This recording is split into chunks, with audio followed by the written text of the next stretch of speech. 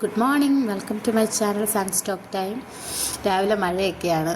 അപ്പോൾ മഴയൊക്കെ ആയപ്പം ഒരു കുക്കർ ബിരിയാണി ഉണ്ടാക്കാമെന്നുള്ളൊരു ചിന്തയിലാണ്. സാധാരണ ഞാൻ എപ്പോൾ ബിരിയാണി വെച്ചാൽ എന്തെങ്കിലുമൊക്കെ ഒരു കുറവ് ഉണ്ടാകുന്നതാണ്. എന്നാൽ ഇന്ന് ട്രൈ ചെയ്യാമെന്ന് വിചാരിച്ചു. എങ്ങനെ ഉണ്ടാകുമെന്ന് അറിയത്തില്ല, ഒന്ന് ട്രൈ ചെയ്ത് നോക്കിയാണ്. ആദ്യം നമ്മൾ ഇച്ചിരി ചിക്കൻ കഴുകി വെച്ചതിൻ്റെ അകത്തോട്ട് ഇച്ചിരി മുളക് പൊടിയും പിന്നെ കുറച്ച് മല്ലിപ്പൊടിയും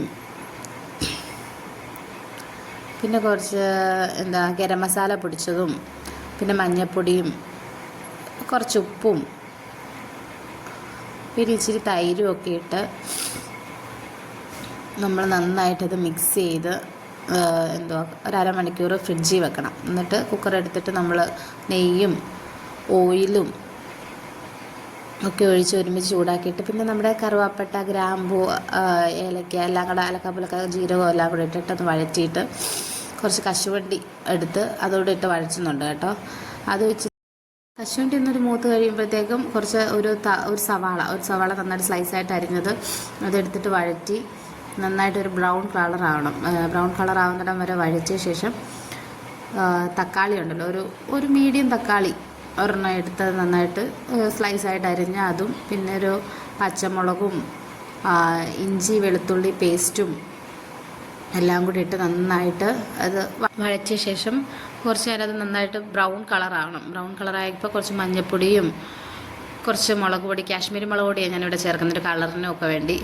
അപ്പം കുറച്ച് കാശ്മീരി മുളക് പൊടിയും പിന്നെ ബിരിയാണി മസാലയുണ്ട്, അത് ഞാനിവിടെ യൂസ് ചെയ്യുന്നത് ഈസ്റ്റേണിൻ്റെ ബിരിയാണി മസാലയാണേ. അത് നന്നായിട്ട് മിക്സ് ചെയ്ത് ഇത് ഈസ്റ്റേണിൻ്റെ ബിരിയാണി മസാല ഞാനിവിടെ യൂസ് ചെയ്യുന്നത്.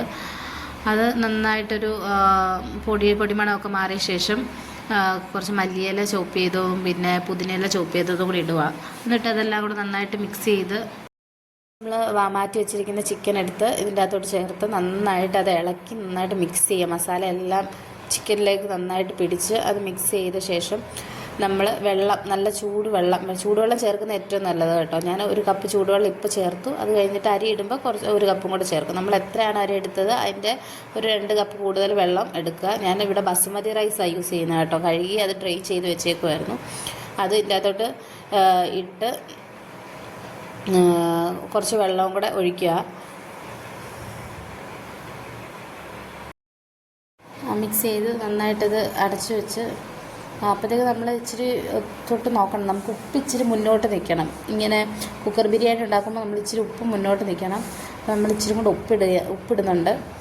ഉപ്പൂടെ ഇട്ട് കുക്കർ അടച്ച് വെച്ച് ഒരു വിസിൽ കറക്റ്റ് ലോ ഫ്ലെയിമിലിട്ട് ഒരു വിസിലടിക്കുക. എന്നിട്ട് അത് കുറച്ച് നേരം ഒരു അരമണിക്കൂർ കഴിഞ്ഞിട്ട് അത് ഓപ്പൺ ചെയ്ത് നോക്കുമ്പോൾ നമ്മുടെ നല്ല കുക്കർ ബിരിയാണി റെഡി ആയിട്ടുണ്ട്. ഇപ്രാവശ്യം എന്തായാലും ഫ്ലോപ്പൊന്നും ആയില്ല, സെറ്റായിട്ട് വന്നിട്ടുണ്ട്. അപ്പോൾ അത്രയേ ഉള്ളൂ. Bye bye, see U.